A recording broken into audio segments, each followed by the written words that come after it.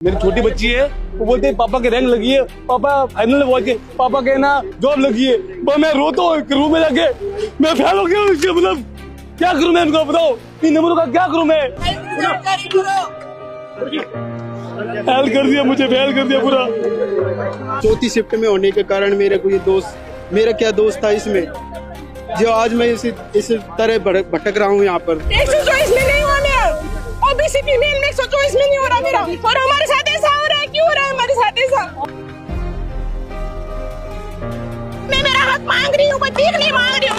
मेरे पास वाला लड़का 106-7 नंबर वाला सिलेक्ट हो रहा है, मैं 133 वाला घर पे बैठा हूँ। मेरे माँ बाप है, अनपढ़ है, वो नॉर्मलाइजेशन को नहीं समझते। सर मेरे इतनी नौबत आ गई है फांसी तक खाने की, तो आप बता रही है सर मेरे आलोक राज जी क्या सो गए क्या जाके। 1 साल हो गया मैंने मेरी गुड़िया का चेहरा नहीं देखा।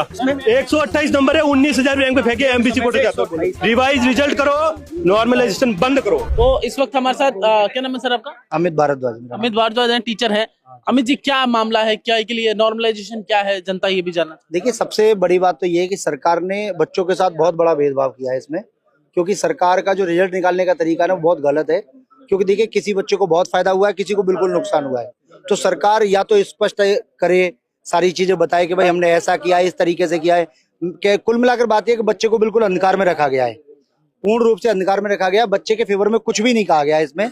और बताया जाए, देखिए सबसे इंपॉर्टेंट बात है कि नॉर्मलाइजेशन आपने किया तो या तो आप बच्चों को पहले क्लियर करते इस बात को कि नॉर्मलाइजेशन होगा, ऐसा होगा। फिर आपने छठी पारी में बच्चा कम क्यों रखा? सबको बराबर बांटते, सबको बराबर देना चाहिए था, प्रत्येक पारी में बराबर बच्चा होना चाहिए था। भाई आपने कम बच्चा हुआ, पेपर कठिन हुआ, उसकी वजह से तुमने नॉर्मलाइजेशन किया। अब किसी को नहीं पता ना इस बात का, तो फिर तुमने ये कैसे डिसाइड किया कि पेपर कठिन है? भाई आप बताइए, किसी बच्चे को पता हो, किसी को भाई पेपर कठिन कौन सा होता है, सरल कौन सा होता है? पढ़ने वाले बच्चे के लिए तो हर आसान होता है, नहीं पढ़ने वाले के लिए सब कठिन होता है। तो आप कैसे डिसाइड किए? मैं वही तो कहना चाह रहा हूँ, तो वो इनको पता कैसे चला कि कठिन कौन सा है और सरल कौन सा है? तो आप ये कैसे डिसाइड कर लिए कि ये पेपर कठिन हो गया, ये सरल हो गया? तो ये बच्चों के साथ भेदभाव किया गया है, बहुत ही गलत किया गया। मतलब कि बच्चों के साथ जो किया है बहुत अन्याय किया, और हम इन बच्चों के साथ खड़े हुए हैं। मुकेश पंचोली सर का के साथ हूं मैं, और मुकेश पंचोली सर की कोचिंग में मैं वर्क करता हूं और उन्हीं की कोचिंग का एमडी हूं। सबसे इम्पोर्टेंट बात है कि बच्चों के लिए जो रिजल्ट आया है और जैसा किया गया गलत है। मैं सरकार से, बोर्ड के अध्यक्ष से यही कहना चाहूंगा कि ऐसा ही भर्ती में भी कुछ ऐसा ही हुआ था, ऐसा ही भर्ती में जब सारी दस्तावेज आ गए। अभी वर्तमान मुद्दा जो है वो पशु परिसर का है, तो हम पशु परिसर की बात करें तो ये रिजल्ट रद्द होना चाहिए। बच्चों के साथ जो अन्याय हुआ है उसे सही करें और इस रिजल्ट को दोबारा से पुनः जारी करें, बिना नॉर्मलाइजेशन के जारी होना चाहिए। मैं तो बस यही कहना चाहूंगा, और बाकी तो सब आप लोग बिल्कुल सारा पेपर सब सही। सर एक मिनट सर, आप खड़े हों। एक तो सर इसमें एक मुद्दा होता सर इसमें, सर बताएंगे। जैसा कि सर ने कहा, संतोष जी, हमने देखा कई बार को कि छठी पारी के अंदर बच्चों का मतलब परसेंटेज रेशियो ज्यादा है। मतलब अधिकतर बच्चे छठी पारी के पास किए, 1 से लेकर 5वीं पारी का कोई बच्चे पास नहीं है। तो सर इसका रीजन ये जानना चाहते हैं कि ऐसा क्या कारण है कि छठी पारी का पेपर इजी था या क्या था? ये सबसे बड़ा दिक्कत है। ये तो अंधे को दिखता है कि सर सारे जो छठी पारी के बच्चे पास हो रहे हैं, तो भाई 1 से लेकर 5 पारी के बच्चे हैं सर, वो क्या पढ़ते ही नहीं थे क्या? तो ये क्या कारण था? सरकार ने मतलब बोर्ड ने ऐसा किया क्या? ये किस आधार पर रिजल्ट निकाला? तो हमारी डिमांड तो ये रहेगी सर, ये बच्चे मतलब या तो बताइए कि छठी पारी का पेपर का लेवल, और कोई पेपर भी इतना वो नहीं है सर, लेवल सब बराबर सबका सब। ये डिसाइड कैसे किया कि पेपर कठिन है? एक ही आदमी बना रहा है कठिन पहली पारी वाले बच्चों के लिए। सर आप ये बताइए, आप कह रहे हैं कि पिछली सरकार ने तो पेपर लीक करा दिए, इस सरकार ने नॉर्मलाइजेशन कर दिया, तो कितना बड़ा बराबर विवाद मान रहे हैं आप? सर अन्याय तो सबके साथ हुआ, तो बरोबर तो हो ही गया ना। चाहे वही बात हो गई, पेपर आउट कर दिए या नॉर्मलाइजेशन को फेल कर दिया, बात तो दोनों ही है, अन्याय तो हो ही गया। सर ने बताया, देखो अब ये छठी पारी में ना 65 लाख, 66 लाख, 67 लाख से पारी शुरू होती है। बाकी पहली पारी की ये दूसरी तीसरी सॉरी यानी लाख से शुरू होती है। आप इसमें देखो, आप पहले पैसे, मैं टॉप 1000 रैंक बता रहा हूँ, यहाँ से शुरू हो जाओ। 65 लाख, 66 लाख, 67 लाख, ये पहली दूसरी तीसरी चौथी पांचवी ये रैंक है। 30, 90, 60, 90 रैंक, और ऐसे मैं लास्ट 1000 तक जा रहा हूँ। आप मुझे मात्र 2 या 3 बच्चे के अलावा कोई बता दो, आप पहली से 5वीं बारी बच्चे, मान जाऊंगा। ये अन्याय है कि नहीं है? आप बताओ। ये देखो, मैं 800 और ये 1200 तक देख लो, चाहे 1000 तक देखो। ये देखो 68, 1000 20वीं रैंक तक भी 68 लाख 15,000 रोल नंबर वाले बच्चे। बताओ न्याय कैसे है? इसको न्याय बोलते हो क्या? वो नॉर्मलाइजेशन को यदि हिंदी में देखे तो सामान्यीकरण, या हाँ, इसका मतलब क्या? दूसरा मुद्दा सर ये भी, सर ये जो रिजल्ट निकाला 2 गुना पास होते हैं, इसके 64 गुना पास है, ऐसा कौन रिजल्ट करता है? मतलब 64 गुना पास है, मतलब 2 गुना पास आज तक सुना है सर। 64 गुना 6000 पदों में से 3.5 लाख बच्चों को पास कर रहे हैं सर। ये सरकार में कर क्या रही है? मतलब आज तक ऐसा कभी हुआ नहीं। 2 गुना बच्चों को पास करते हैं, समझ में आता सारी बात। तो ये सारी गलत आंसर। 14 गुना लास्ट होता है, हाईएस्ट होता है 15 गुना। एक चीज और, लास्ट पारी के बच्चों को सारा फायदा मिल गया। ये क्वेश्चन लास्ट पारी के हैं, इधर वाले, एक इधर देख रहे हो आप, इधर देख रहे हो, ये सारे के सारे, ये जो क्वेश्चन इधर के हैं ना, ये सारे छठी पारी के, और ये चौथी पारी में क्वेश्चन रिपीट हो गया, सेम का सेम। देखो ये देखो सेम क्वेश्चन, ये सेम क्वेश्चन, ये चौथी पारी का क्वेश्चन, ये चौथी पारी का क्वेश्चन जो छठी में आ गया। अब सेम क्वेश्चन रिपीट हो गए, फिर नॉर्मलाइजेशन में छठी को ही फायदा? सारे क्वेश्चन रिपीट है। ये रे, ये देखो, ये देखो, ये पहली पारी में आया, सेम का सेम छठी में आ गया। ये देखो तीसरी पारी में आया, सेम छठी में आ गया। ये देखो पहली में आया, सेम छठी। देखो आप पढ़ो, आप मीडिया, आप तो देखो भारत में वन्य जीव संरक्षण अधिनियम लागू कब किया गया? पहली पारी में 72। ये देखो छठी पारी में वह लागू कब हुआ? 1972। ये देखो, अरे देखो देखो कितने क्वेश्चन है? ये रे, कम से कम 15-20 क्वेश्चन। ये देखो -196 डिग्री छठी 5वीं पारी में, ये रहा छठी पारी में -6, सेम क्वेश्चन है, सेम। और फिर नॉर्मलाइजेशन में उन्हीं को फायदा। सर इतनी बड़ी मांगों में एक बात है कि सर 64 गुना बच्चों को पास करने का कारण क्या था? 2 गुना बच्चों को पास किया जाता, ये इतने बच्चों को पास कैसे किया? सर आप भावुक क्यों हो रहे थे? भावुक? अब 1 मिनट में ये बच्चा भावुक होगा क्योंकि इसके 135 थे, 133 नंबर, और लास्ट में कितने नंबर बन गए? गोविंद आओ इधर आओ, इन छोरों से पूछो, बेचारे कितने 2-2 साल से तैयारी कर रहे हैं। जब ये रो रहे हैं, मैं टीचर हूँ, मैं लगभग 1-1.5 साल से इस पशु परीक्षा की तैयारी कर रहा हूँ। 29 मार्च को मेरी एक गुड़िया हुई। 1 साल हो गया मैंने मेरी गुड़िया का चेहरा नहीं देखा। मेरे भाई को पीलिया हो रखा है। आज मेरे को एम्स से उसको भर्ती करवाना है, मैं आपको पूरी रिपोर्ट दिखा दूंगा। उसको छोड़ के मैं इधर आया हूँ। आपके नंबर बताओ। मेरे 128 नंबर है, 19,000 रैंक पे फेंक दिया। 128 नंबर है, 19,000 रैंक पे फेंके, एमबीसी कोटे जाता हूँ। क्या करूँ बोलो? 1 साल से मैं मेहनत कर रहा हूँ, 19,000 फेंक दिया। अब 128 वाला तो 19,000 पे बैठा है, और 103 वाला 105 वाला सिलेक्शन के अंदर बैठा है। 2100 2000 रैंक पे बैठा है। अब बताओ मैं क्या करूँ? क्या करोगे आप? अब यही मैं मेरी मांग लेके आया हूँ कि भाई मेरा न्याय करो, मेरे साथ न्याय करो। मेरे साथ अन्याय हुआ है। रिवाइज रिजल्ट करो, नॉर्मलाइजेशन बंद करो, 1 पारी के अंदर पेपर करो, नॉर्मलाइजेशन बंद करो, और पशु परीक्षा रिजल्ट वापस रिवाइज करो, वो भी सही तरीके से। मैं यही चाहता हूँ, और कुछ नहीं। सर आप कह रहे थे कि एसआई भर्ती और तमाम भर्ती ऐसा सर मुद्दा अभी के लिए ये है। मैं चाहता हूँ पशु परिचर के विद्यार्थी हैं, ये बेचारे देखो गांव के छोरे हैं, घर की आर्थिक स्थिति इतनी अच्छी होती तो ये फॉर्म थोड़ी भरते, तैयारी नहीं करते। अब 2-2 साल से तैयारी कर रहे हैं, इनके चेहरा देखो आप, मुरझाया हुआ। अब जब जो वो इंसान, नैतिकता वही होती है, दुख में दुखी हो जाए। इनका दुख मेरे से सहन नहीं हुआ, गुरुजी से सहन नहीं हुआ, हम दौड़े चले आए इनके बीच में, अन्याय हुआ है। और ये हम एक ही बात चाहते हैं, रिवाइज रिजल्ट जारी हो तरीके से, बिना नॉर्मलाइजेशन। हाँ, कर्मचारी चयन बोर्ड के अध्यक्ष यदि मेरी बात सुन रहे हैं ना, यदि क्वेश्चन रिपीट हुए हैं, वो उनको नॉर्मलाइजेशन में आपने शामिल करके जो अत्याचार किया वो एक बार कमेटी बिठाकर चेक करो। नॉर्मलाइजेशन इसको नहीं कहते, थोड़ा ढंग से देखो। फॉर्मूला लगा देने से मानवता नहीं आ जाती। फॉर्मूला सिर्फ गणितीय चीजें होती है, मानवता, नैतिकता, बहुत सारी चीजें होती है, इंसानियत भी होती होगी। चेक करो दोबारा। इसके अलावा एक बात हो रहा है, ये तो चलिए होना है, भविष्य में सर 1 शिफ्ट एग्जाम, ये बार शिफ्ट का होना सर। 4th ग्रेड में 20 लाख, एक शिफ्ट का क्या दिक्कत है? एग्जाम नहीं हो सकता क्या? रास्ता इतना बड़ा है, एक बार में कहा तो बात करते, ये तो हंगामा नहीं हो सर। अब बिहार घोटाला है क्या? ये भी बहुत बुरा घोटाला ही है, और क्या है भाई? किसी तरीके से इन बच्चों को वंचित कर दो, किसी एक पारी के बच्चों को आप बेनिफिट दे दो। बताओ घोटाला है कि नहीं है? तो एक पारी में एग्जाम होना चाहिए, सभी ज्यादा से ज्यादा 2 पारी नहीं, 2 भी तो एक पारी।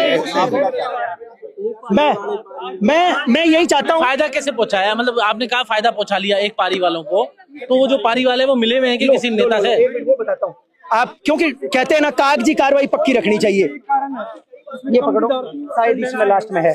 ये देखो आप, पहली पारी में 200 में से स्केलिंग करके 188 नंबर कर दिए, यानी इतने नंबर का नुकसान। दूसरी पारी में 200 नंबर को मान के चल रहा हूं मैं, मान लो किसी बच्चे के 150 में से 100 ही क्वेश्चन सही हुए, उसके लेवल को लेकर चल रहा हूं। दूसरी पारी में 200 नंबर में से उस बच्चे के स्केलिंग से बढ़ाकर 213 कर दिए, देखते रहे ना। तीसरी पारी में 219 कर दिए 200 के, यानी 19 नंबर का फायदा। उसके बाद में चौथी पारी में 15 नंबर घटा करके 200 में से इतना बड़ा नुकसान कर दिया। फिर इनको 210, इनको देखो आप छठी पारी को देखो, ये देखो, ये अन्याय झलक रहा है। 242, यानी छठी पारी मान लो नेता के रिश्तेदार तो नहीं थे, ऐसे नहीं पता नहीं है, ये हम कुछ कह नहीं सकते ना। बात अपन ऐसे मुद्दों बात नहीं करेंगे सर, ऐसी बात। और एक बात और सुनो, कर्मचारी चयन बोर्ड के अध्यक्ष कहते हैं आवेदन खुलने तुरंत बाद में बोले जल्दी जल्दी आवेदन कर दो। पढ़ने वाला बच्चा आवेदन पहले करता है। इन लोगों ने क्रमांक से, जिन्होंने आवेदन पहले किया उनका एग्जाम पहले हुआ। सबसे लास्ट में कौन करता है? जो सीरियस नहीं होता, जो सीरियस नहीं होता वो लास्ट दिन आवेदन करता है। उन्हीं बच्चों का पेपर लास्ट दिन हुआ। मुख्यमंत्री भजनलाल तो कह रहे हैं 4 लाख भर्तियां निकाल रहे हैं। अरे सर वो भर्तियां, गुरुजी सर मैं तो नहीं, बस आप ना सर जो मुद्दा है ना उस मुद्दे पे बात करेंगे। सरकार कह रही है 4 लाख। बोर्ड की गलती बताऊं, बोर्ड की गलती नंबर 1 तो पशु बचकर सर, एक तो सिलेबस जारी किया एग्जाम से 3 महीने पहले, जबकि सिलेबस आ रहा है बहुत पहले, एक तो गलती है। फिर एक तो 6 शिफ्ट पेपर कराना, ये गलती है। जब आराम से एक शिफ्ट पेपर हो सकता था तो 6 शिफ्ट को कराया। तीसरी गलती है कि छठी शिफ्ट के बच्चों को ज्यादा बेनिफिट होना, बाकी को बेनिफिट नहीं होना। तो ये क्या है? ये चाहिए बस। तो इसका एक समाधान है, एक तो भविष्य में एक ही शिफ्ट में पेपर हो। अरे नॉर्मलाइजेशन सिस्टम है ना, इसको तरीके से करे। क्या तरीका करें? तरीका जैसे मान लो कि कोई क्वेश्चन रिपीट हो रहा है, एक क्वेश्चन है, कुछ क्वेश्चन जो चौथी पारी में बारे और छठी पारी में आ रहे, बेनिफिट छठी को क्यों मिल रहा है, चौथी को क्यों नहीं मिल रहा? सारे बच्चे छठी पारी के पास हो रहे, 1 से 5 के क्यों नहीं हो रहे? ये भाई साहब 138 नंबर लाके बैठे थे, ये फेल हो रहे, बाकी 100 वाला पास हो रहा है। ये क्या है बताओ? एक भी बच्चे का सिलेक्शन नहीं हुआ, चौथी और पहली पारी में से एक भी बच्चे का फाइनल सिलेक्शन नहीं हो रहा। जबकि नंबर ज्यादा है, बस ये मैटर है। नॉर्मलाइजेशन में नंबर ज्यादा कम करो, लेकिन एक भी बच्चे का सिलेक्शन। मेरे 130 नंबर आ रहे और 9840 रैंक आ रही एमबीसी से, मतलब चौथी सीट में पेपर था। मेरे साथ वाला 130 वाला छठी पारी में बच्चा बेटा, उसके नंबर हो गए 159। कितने हो गए? 159। 150 में से 159 हो गए। मैं चौथी पारी में बैठा, मेरी गलती थी चौथी पारी में बैठने की, तो मेरे हो गए 116। मेरी गलती ये थी कि मैं चौथी पारी में बैठा, और उसके 159 हो गए। मेरी ये गलती थी कि मैं चौथी पारी में बैठा, बस सिर्फ ये गलती थी। वो किस्मत की बात, उसने बोल दिया कि किस्मत का खेल है, जुआ है, लॉटरी एग्जाम में जुआ है। मैंने लॉटरी, अब मैंने ये सोचा कि पहला तीसरा छठा ये करे, मतलब लॉटरी सिस्टम थोड़ी सर। 135 सही हो रहा है जनरल में। आप नॉर्मलाइजेशन में बात करते हो, 135 का नंबर बिल्कुल 3,83,000 में बिल्कुल ही नहीं है। ये देखो, ये देखो, मैंने कोई पेपर नहीं देखा, मैंने कोई। एक बात और, एक बात गौर से सुनना। जब बड़ी ज्यादा पारियों में पेपर होते हैं ना, तो पहली पारी के बच्चों को पता नहीं होता क्वेश्चन क्या आएगा, कहां से आएगा, कैसा आएगा। उन बच्चों के साथ भी तो अन्याय हुआ। बाकी तो चलो ठीक है, बाद में धीरे धीरे सबको पता चल जाता है कि क्वेश्चन का लेवल क्या है।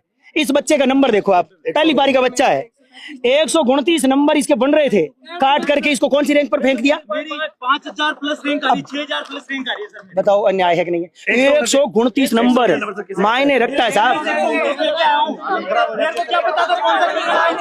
छठी पारी वाली को ये पता है शुरू के 5 पेपर में कितने क्वेश्चन रिपीट हुए हैं, हमें क्या पता था? हमारे होने चाहिए नॉर्मलाइजेशन। ये कौन सा नॉर्मलाइजेशन है? बाहर कर दिया। मैं मेरी कैटेगरी में नहीं आ रहा। मैं सोच रहा था 2000 में रैंक आएगी मेरी बच्चे के 52 नंबर।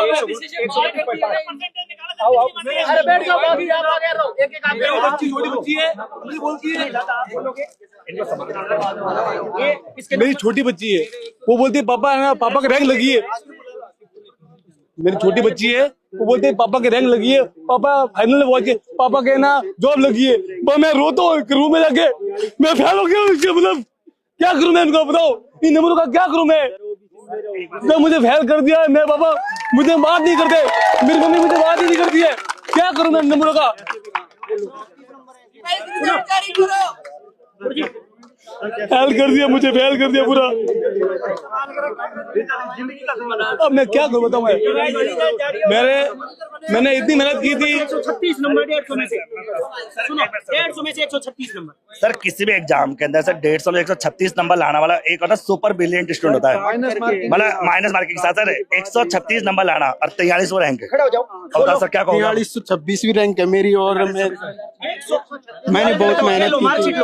मार्कशीट ये रही मेरी, मार्कशीट को ये चौथी शिफ्ट में होने के कारण मेरा क्या दोस्त था इसमें, जो आज मैं इस तरह भटक रहा हूँ यहाँ पर। क्या पढ़ाई मेहनत किस्मत के आधार पर हो गई क्या? अब किस्मत से होगा क्या?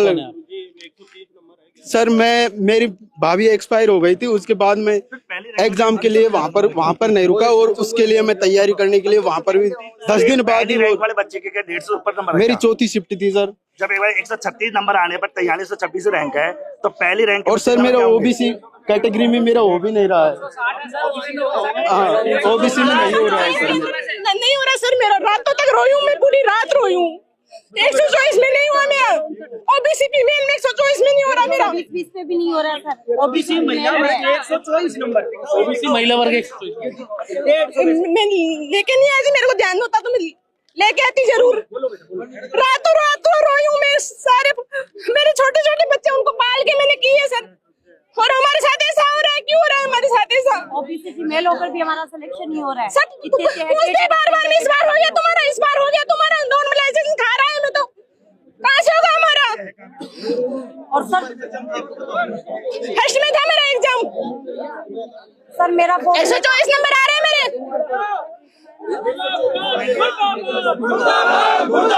क्या करें आप बताओ?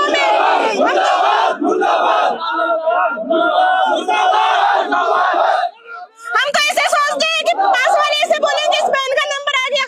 सर कोई ऐसे सोचेगा इनका तो आ ही नहीं रहा, हमारे को क्या खड़ाए हम इनको आगे? तो ऐसे मोटिवेशन भी तो नहीं मिलता आगे के बच्चियों को। 80% 4 साल हो गए हमें। रिवाइज रिजल्ट जारी होना चाहिए और हमें न्याय मिलना चाहिए। इसीलिए इतनी दूर से आई हूँ मैं, इतोड़ से आई हूँ मैं। यहाँ पे शाम को पूरी रात खड़े होके आई हूँ मैं।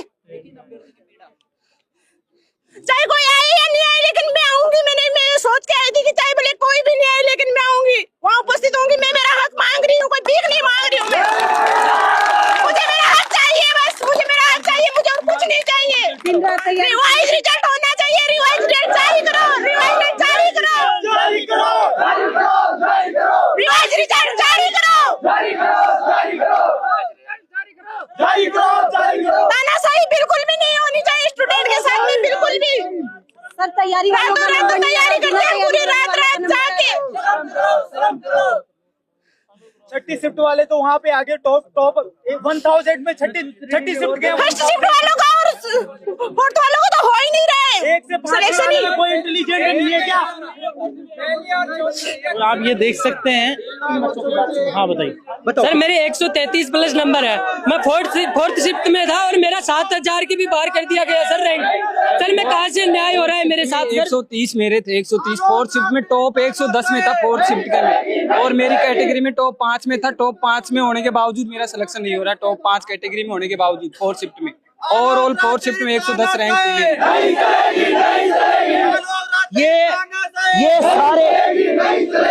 ये सारे बच्चे,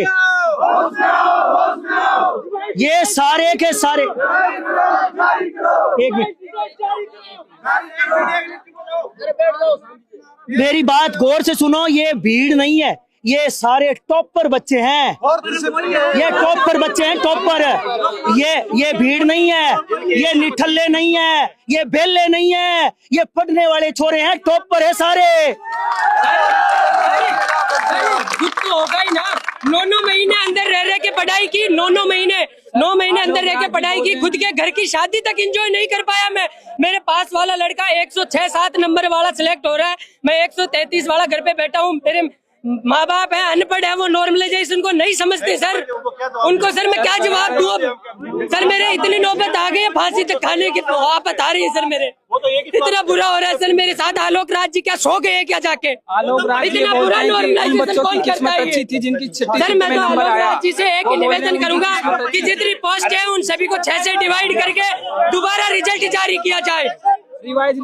देखिए सर यहाँ पर जितने भी, एक मिनट सर, यहाँ पर जितने भी भीड़ है ना सर, ये 120 प्लस बच्चे हैं, मतलब 120 से नंबर है सर। अब बताओ, ये सब लोग मेरिट लिस्ट से बाहर है। अब बताओ सर क्या कहोगे इसको? मतलब सारे फेल है। 120 से ज्यादा नंबर है, उसके बाद भी नॉर्मलाइजेशन का बात कहकर इनको बाहर कर दिया गया है। नमस्कार साथियों, देवकला से दौसा के ऑनलाइन प्लेटफॉर्म से मैं लखन सिंह माल। साथियों, आपने वीडियो में देखा होगा राजस्थान पशु परिचर के विद्यार्थी कैसे अपनी एक मेहनत के नेक कमाई के लिए वो रो रहे हैं और उनका रोना बहुत जायज़ बात है। उनके हक की लड़ाई को वो मांग रहे हैं।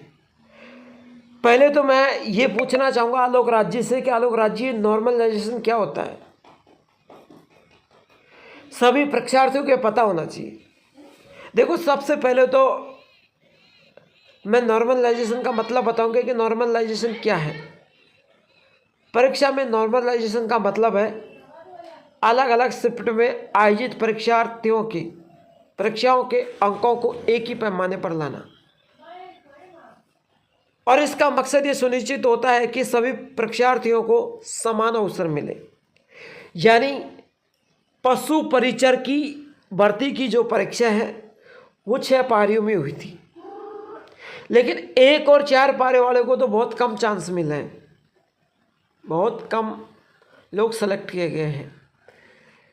2, 3 और 5 पारी वाले के थोड़े ज़्यादा सेलेक्ट किए, लेकिन 6 पारी वालों में तो हद पार कर दी। 6ठी पारी वालों के बच्चों को बहुत ज़्यादा सिलेक्शन किया है, हद पार कर दी। अब नॉर्मलाइजेशन का मतलब तो ये कहता है कि अलग अलग शिफ्ट में परीक्षा हो। ये जो पशु परिचर की 6 शिफ्ट में परीक्षा हुई तो उनको एक ही पैमाने पर लाना चाहिए कि भाई 120 वालों का सिलेक्शन होगा। भाई कैटेगरीज वाइज है, ये मैं मानता हूँ कि ओबीसी में 120 नंबर वालों का सिलेक्शन हो, एससी में 107 नंबर वाले का सिलेक्शन हो, कैटेगरीज वाइज रखो। लेकिन ये जो नॉर्मलाइजेशन रखा है, इस पर साथियों ओबीसी में 120 वाला रह रहा है बेचारा, 107 वाला सिलेक्शन हो रहा है।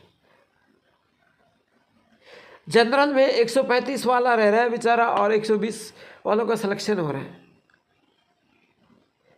तो इस तरीके से क्यों किया आलोक राज जी? मैं आलोक राज जी से कहना चाहूँगा कि राजस्थान पशु परिचर भर्ती का रिजल्ट दोबारा निकालने की कोशिश करें, या आपके हाथ में है दोबारा रिजल्ट निकाले,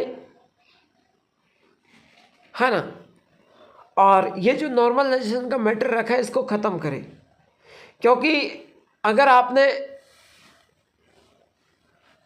नॉर्मलाइजेशन को हटाकर दोबारा रिजल्ट जारी नहीं किया तो कई युवाओं के आप जान ले सकते हैं,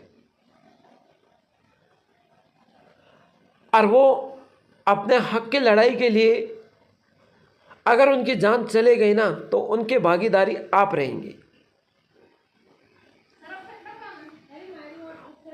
उनके दुर्भाग्य आप कहलाएंगे। तो मैं आपसे कहना चाहूँगा कि राजस्थान पशु परिचर भर्ती का रिजल्ट दोबारा जारी करें। आलोक राज जी, मैं आपसे रिक्वेस्ट कर रहा हूँ। मैंने इस वीडियो के अंदर जिस भाइयों की और बहनों की जो चीख सुनी है ना, वो चीख से मेरा जो दिल का दर्द है ना, वो इतना अहमियत दिखा रहा है कि हमारे राजस्थान के लोगों के साथ आलोक राज जी ने बहुत गलत किया है। और साथियों, मैं आपके पास नहीं पहुंच पाया हूं क्योंकि कुछ मेरी मजबूरी थी, इसलिए